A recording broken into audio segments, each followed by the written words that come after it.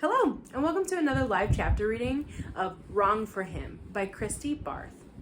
Brought to you by Itsy Bitsy Book Bits. Prologue. December 25th. That was the best Christmas dinner ever, Alex Kirkland said, patting the red tie-dye draped over his stomach. Amelia scowled at her brother. You say that every year. The compliment loses its potency if it's automatic, especially since I haven't changed a thing. So it can't be the best ever. At most, it can be just as good as last year. Was that cranky? Yep. But the joy of sharing the holiday dinner with only the 3 people closest to her in the world meant that she didn't have to be on her best behavior. She could be real instead. The real absolutely included poking at her older brother. Well, my last decade of Christmas dinners were in a tent in Afghanistan or Iraq. Teague Sullivan, her brother's best friend, raised his wineglass in silent toast. So Alex may be blowing smoke, but I can unequivocally state that this was the best one I've had in years. Thanks, Amelia. She warmed at the compliment. Sure, comparing her to the cooks in his Army Special Forces unit was a pretty low bar, but any compliment from Teague set her pulse thrumming and her cheeks heating. Because of her stupid redhead's complexion. And because she'd had a crush on him for her entire life. Everly nodded, sending her long, dark hair flipping over her shoulders, because pretty much any motion she made involved her hair. It was delicious. And I know how hard you worked to put it all together, mostly because I was right next to you, helping. That's right. Ever gets half the credit, everyone. Amelia threw an arm around her bestie's shoulders. Alex cleared his throat. All I meant is that the potatoes, the green bean casserole, the yams, and ham and pie, it's all just like Mom used to make. Really? That was what Amelia was going for, every year. Ever since she was 11 and their parents had been killed. Chances were good that those first few years had not been anywhere close to excellent. There had been the time when she didn't peel the yams. Oh, and put Christmas tree peeps on top instead of marshmallows, turning the whole dish nuclear waste green. Alex's eyes, the pale blue of ice on the edges of the Elengi River, beamed at her. It tastes exactly the same and makes me think of her. So thanks, sis. I can't so much remember for sure what her meal tasted like, she admitted. It stung. Sense memories were supposed to be the strongest. But 14 years later, her nose and taste buds couldn't remember if their mom had used more cinnamon or nutmeg in the cranberry apple pie. Well, you've eaten your potatoes more years than you ate hers at this point. It makes sense. I know it might bore you guys, Alex gestured at Everly and Teague, but I'm really glad you keep up the tradition of this meal.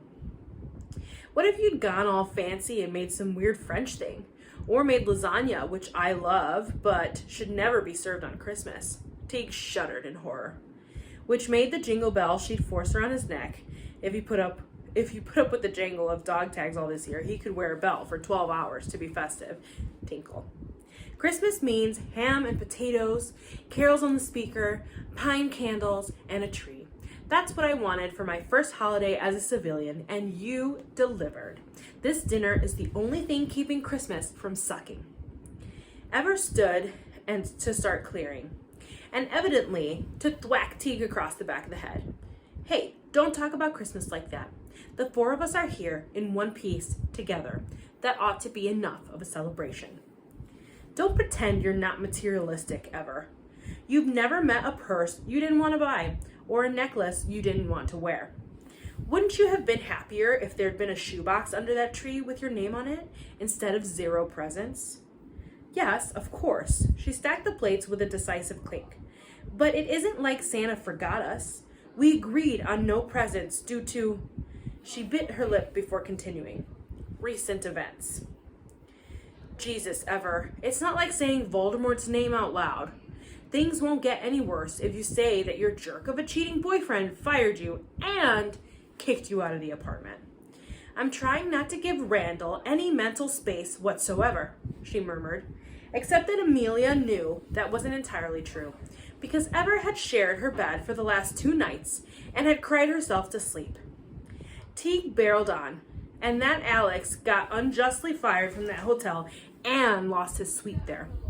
Alex shoved back from the table to collect the empty wine glasses. Hey, I'll find a new place to live. It's just impossible to get appointments to do walkthroughs on the holidays. Nobody wants to take time away from wrapping and baking to let me assess the strength of a showerhead. Holding up his hand to prevent Alex from explaining anymore, Teague continued his litany of patheticness. That Amelia got downsized out of her job and is about to lose this place for not affording the jacked up price of it going to condo. And that I just mustered out and have no place to live besides Amelia's couch and no job prospect that fits my special skills involving sniper acuity and bombs. My version used way less words, Heavily said, with a sniff and a hair toss. Teague guffawed. You've got me there. They'd all put in an effort to make it a fun Christmas. Amelia had made a house rule that you had to sing a carol to gain admittance to the bathroom. Teague managed to prove it was possible to toss red and green M&Ms into Alex's mouth while standing at complete opposite ends of her apartment. But it felt weird not sharing presents, not surprising each other, not feeling it was like the culmination of a great year, not making plans over dinner for how epical they'll celebrate New Year's Eve. Amelia couldn't let Teague cap the night with a recitation of their woes. He'd been factual, sure. Things sucked right now. For all of them. It didn't mean they had to wallow in it. Looking toward the future was the only way to not be drowned by despair. Look, things are bleak. For all of us. But it's only temporary. Amelia forced a smile she didn't feel. Classic fake it till you make it. And tried to raise her voice with hopefulness. In a year, I'll bet we look back and laugh about how our lives imploded at the exact same time. Because in a year, things will be much, much better. I feel it. Teague gave her a look of supreme pity, like a tween would give a 17-year-old who insisted that Santa couldn't be his parents. Then he dropped a casual kiss on top of her head, a brotherly kiss, something he'd done their entire lives, marrying Alex's gesture of affection. Oh, how she loathed those casual, zero-heat pecks. It wasn't death by 1,000 cuts. It was an absolute resurgence that he'd never see her as a fully grown, boobs and all, member of the opposite sex. By 1,000 chemistry-free pecks. Each one laid another brick in the "you're like a sister to me" wall between them. Each one was a 50-yard, unimpeded drive directly into the friend zone. Then, Teague cradled the pie plate to his chest like it was a precious newborn. I feel like I'm going to take maybe an hour break and then finish off this pie, unless anyone else lays claim to a piece right here, right now. No break, Alex bellowed from right behind Teague. It made the hardened soldier jump, and the woman giggle. Amelia and Ever cooked all afternoon while I kicked your ass in NFL Xbox. That means you and I are on cleanup duty. Fair enough. Oh geez, she couldn't love her brother more. Thanks, Alex. Like I said, thanks for upholding the traditions. They matter, because you're all I've got. Having been a technical orphan since age 11, Amelia was used to the idea. She didn't get too worked up about it anymore, but the holidays always brought out her weepy side. Probably because of all the commercials, movies, and TV shows that depicted jolly, enormous family gatherings. And you can't do anything to shake me, he responded, as always. Once their parents died, and Alex became her guardian, they'd gone through some rough patches, which was putting it mildly. But no matter what she did and how long he yelled at her, they always finished by repeating those two phrases to each other to smooth things over. Amelia's phone vibrated across the mantel. Everly slapped a palm on it. No way. This is put up your feet and gossip time. Plus, in case you hadn't noticed, it's a holiday. Nobody should be emailing at 9 p.m. Exactly, that's why it must be important. Sure, if you count an automatic raise on your credit card limit important. Oh, wait, right now maybe that would be. Ever slid the phone down to her. Amelia swiped open the notification. Then she started running in place, jumping and running. Then she clutched the phone to her chest and shrieked because important didn't even begin to describe the email. What? What is it? Ever asked. From the clatter and splash, Alex dropped the scrub brush into the roasting pan he and Teague hot-footed in from the kitchen. Are you okay? No, I'm not okay. She twirled in a circle. I'm fantastic. For God's sake, then don't scream like you're being axe murdered, Alex grumbled. As opposed to the very specific and quite different sound of being machete murdered, Everly snarked back. Amelia grabbed her brother's hands and tried to make him jump with her. Alex wasn't a jump and squeal type of guy. He was focused and responsible and rarely let it all hang out. So he did not, in fact, jump with her. She could change that, though. Alex, Merry Christmas.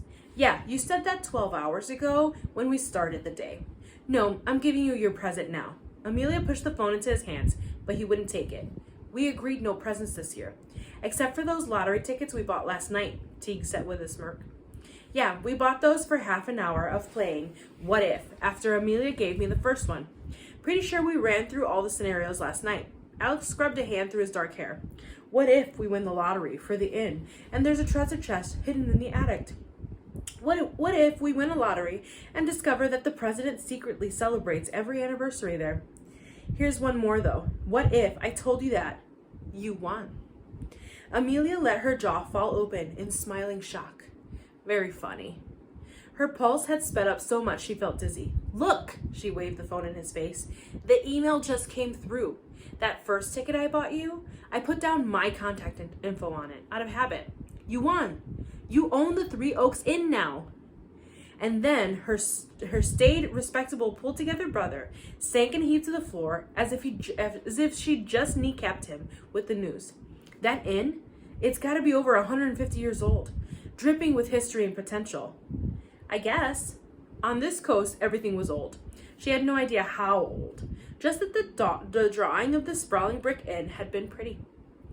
Alex gaped up at her. It looked huge. Oh yeah. And it's mine. He slapped his hands against his heart. Because of a $5 lottery ticket you bought at a coffee shop yesterday. As a joke. She poked his thigh with her toe, clad in her red socks covered with white reindeer. No, I bought it so you could have a dream to cling to for 24 hours. Except that now you get to keep it. For real. Forever. His head lurched to the side with an audible snap. How do you know it's my ticket? We went back last night and bought 3 more, one for each of us. Dude, you've been managing a hotel for years. Us? Teague hooked a thumb at himself and Everly. Not so much. We all wrote your name and Amelia's email on the extra tickets. Everly nodded. Yeah, it was Amelia's present to you after all. That was the whole point. No, it's ours. It belongs to all 4 of us equally. Alex scrambled to his feet to grab the pieces of cardstock with numbers and the drawing of the brick inn they'd tossed on the key table last night. Come on, we don't actually know whose ticket won. So let's say that we all did. Teague's hazel eyes turned skeptical. Really? Now Alex was light on his feet, practically floating across the floor to his friend. Why not, man with no job, no house, and no plans? We're all either jobless or about to be. We're all either without a place to crash or about to be. This is the perfect solution. We go there and run it. Together. Everly stabbed a finger into the air. Go where exactly? Amelia scrolled through the email again. Her hand was shaking, so it took a few tries. Maryland. Chestertown, Maryland. Never heard of it. Me neither. She tossed the phone on the couch without bothering to open Google Maps. Specifics were for later. The moment was for wallowing in almost unbelievable joy. But Maryland's south of Pittsburgh, so at least we know it'll be marginally warmer, less snowy. I can't do this by myself. No matter what, that place needs more than one person to staff it. Alex threw his arms around Teague and Everly and jerked his chin to get Amelia close up the huddle. Why pay strangers when I can spend every day hanging with the people who mean the most to me in the entire world? We're inn owners. Everly looked dazzled, her blue eyes a little unfocused. Dude, you've always had my back. Teague's voice was hoarse. This sharing opportunity is above and beyond. Alex locked his gaze on Amelia. He wasn't fuzzy with shock anymore. No, his eyes were wide, nostrils flared, and anticipation tightened every inch of his face, almost like he'd done 3 espresso shots and was about to parachute off a plane. After being blackballed by the Orion, I didn't think I'd be able to get any hotel to hire me. Owning my own hotel, that's a dream that was 20 years down the road. You just gave me a chance at a new life, Amelia. You just gave all of us a fresh start. This is the best Christmas ever. Pulling out of the huddle, Everly raced for the kitchen. I'm pulling out the champagne we were saving for New Year's. Alex ran after her. Let me open it. You get scared of the pop and take 10 tries to push the cork out. T cradled Amelia's shoulders in his big hands. What you just did for your brother, for us, is amazing. Thank you, Ames. He kissed her forehead and folded her into an embrace, unlike any he'd ever given her before. It was more tender, serious, intense. Then he gave her the ultimately platonic Eskimo kiss with his nose and headed to the kitchen. Oh wow. It'd been one thing to have Teague crash with her for a month, but living with him and working with him for the foreseeable future? How was she supposed to ignore her crush on him when he'd always be right there? What had she done? And that's all for today. I hope you enjoyed the chapter reading of Wrong for Him. Thanks. Have a good night.